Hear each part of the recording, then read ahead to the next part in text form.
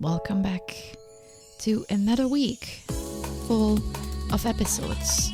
And this week is special. Well, okay, I'm exaggerating, but it's the last week of episodes starting with 200. We are going to hit 300 episodes at the end of this week, and yay, it's reason to celebrate. And if you've been listening to my podcast for a while, then you know that I celebrate by taking 2 weeks off, which really is not time off. I still come to you with episodes. They are some of the best, in my opinion, from the last 100. So you get to listen to those again, or maybe for the first time, while I am working diligently on creating some additional content for you and for the next episodes. It gives me a little bit of time to think, maybe to change my approach a little bit and to create content, which I do a lot, as you can see. I look forward to it. But today we have episode 296, and if you listen to this on the day it comes out, it is Labor Day. A day off for me, and I have some plans, so you will notice that this episode releases a little bit early. I'm going to bring it out probably on Saturday because I'm going to be out in nature, in the woods, without any devices. Maybe my phone, but I know I will not have any reception. So, and speaking of devices, we are going to cover devices later this week. We're going to talk about distractions. So stay tuned for that. But today, I want to talk about discomfort. And I realize this may not turn out to be a popular episode. Who wants to hear about discomfort? We all try to avoid it, like the plague. We labor hard all our lives so we can eventually be comfortable, worry-free, debt-free, carefree. But let's face it, we can never really prepare for complete comfort. No matter how hard we work or how much money we stow away, life is not 100% predictable and will throw obstacles at us that we didn't see coming and didn't plan for. Life will force us into discomfort one way or another. I work in logistics and distribution. Every day I check with our warehouse to make sure all online orders ship the day they are placed. Because if they don't, my e-com team will let me know. Customer calls will increase, and so do the complaints. Everyone wants their orders as soon as possible. Amazon, with its 2-day Prime shipping offer, has set the standard for all online retailers. Consumers now want all their online merchandise to arrive as conveniently as their Amazon orders. Placed last minute, but with the expectation to have it tomorrow, and ideally without paying any shipping charges. What consumers often don't realize is this. Amazon has huge buying power, and due to its volume can negotiate sizable deals with carriers such as UPS. Smaller companies, like the one I work for, that don't ship as many orders, don't get the same discounts, and often have to supplement shipping charges in order to stay competitive. The flat rate most consumers pay for shipping most often does not cover the actual cost of shipping. Companies cover the remainder.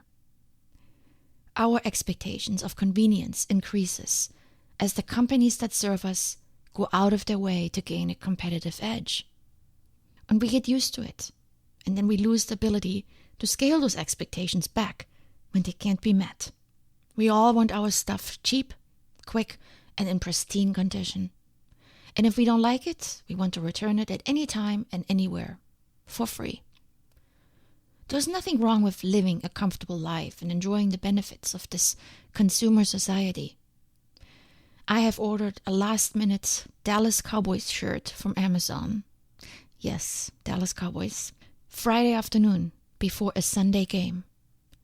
I had it delivered to the hotel I was staying at, and it arrived at 12:30 on that Sunday, exactly 30 minutes before the start of the game. Expectations met. Standard raised. But there have been many times this formula didn't work out. I didn't have the water bottle in time that I wanted for climbing, so I could hang it on my harness, because the delivery was delayed for some reason. And I thought I won't make it through the climb. Ridiculous, I know. Of course I made it. I have tons of other water bottles that worked. What I'm trying to illustrate here is this. Comfort has a downside. We get used to it, and at the same time, we become less tolerant with discomfort. Eventually, this can turn into an ever-increasing inability to cope with difficult situations. This does not serve us. We get lazy, relying on everything to work out. We become impatient at the slightest derailment of plans.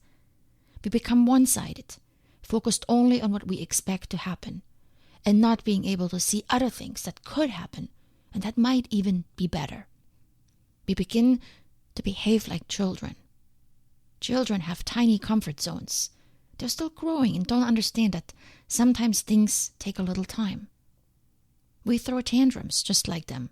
We get stressed out easily. We are more negative because everything seems worse than it really is, based on our interpretation.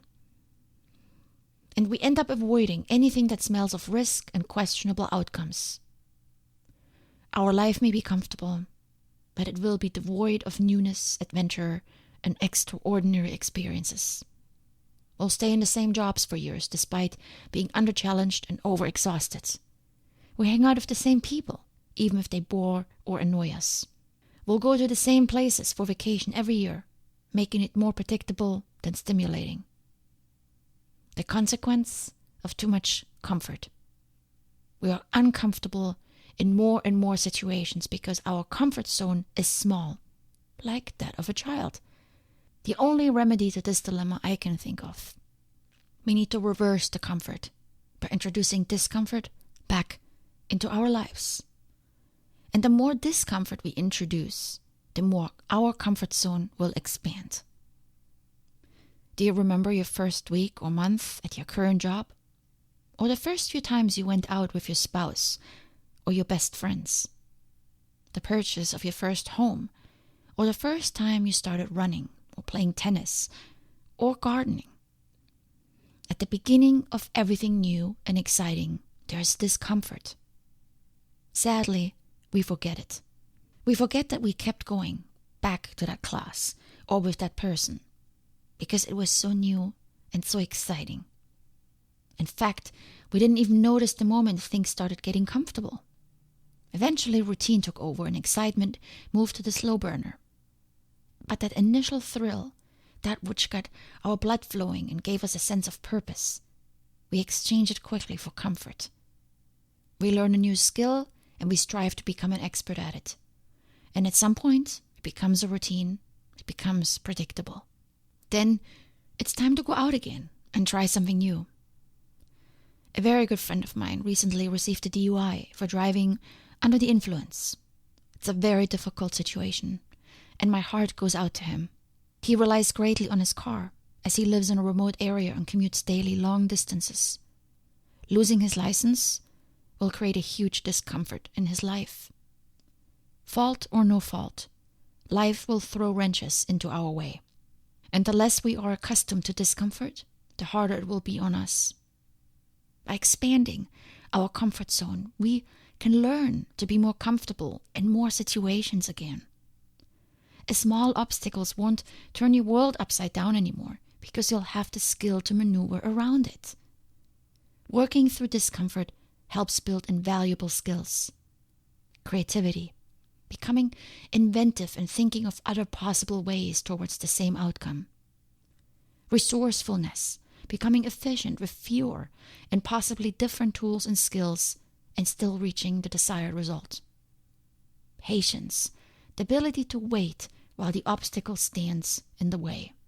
That's a big one for me. And trust, knowing that you'll reach your goal, even if the road is more bumpy and takes longer. Join me in imagining the following uncomfortable scenarios. The shy person begins to strike up a random conversation with strangers. Difficult at first, for sure. Sweaty hands, a raging heartbeat, and fear everywhere. But soon, after some practice, this will subside, and there will be an ease around new people that most people will admire. It will open doors as you meet new and interesting people all the time. Or the sedentary person starts exercising. What a challenge. So much fear. Not knowing how to use the equipment in the gym. That feeling of not being as good as other people who run past you on the track while you're gasping for air. But with every additional step you take, not only will your stamina increase, but also your confidence. Soon, people will ask you for advice in the gym because they see your results. They will ask you where you've been when you missed a day. And we don't even need to mention all the amazing benefits that come with regular exercise. We know them. At the outset of change, there is discomfort. Think about the following pretty uncomfortable situations.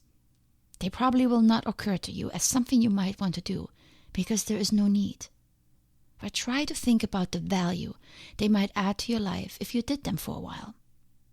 Think not only of the pain and hassle associated with it, but think about what you could learn along the way and how these could prep you for the real adversity. And remember, my friend with the DUI. Getting up 30 minutes earlier every morning. Riding your bike to work or taking public transportation instead of your car. Disconnecting your internet for a week. Walking to the grocery store. Responding to all emails from your coworkers in person or via phone call. Initiating meetings with all the people you have neglected for a while. And not texting for some time. I can go on and on. Most of us can remember times we had to do some of these things because the alternative was not available, and we survived. I encourage you to spend some time today to think about discomfort. A good question to ask yourself to start this process is this: if a disaster or misfortune were to hit me, which area of my life would be the most affected? Again, think of my friend.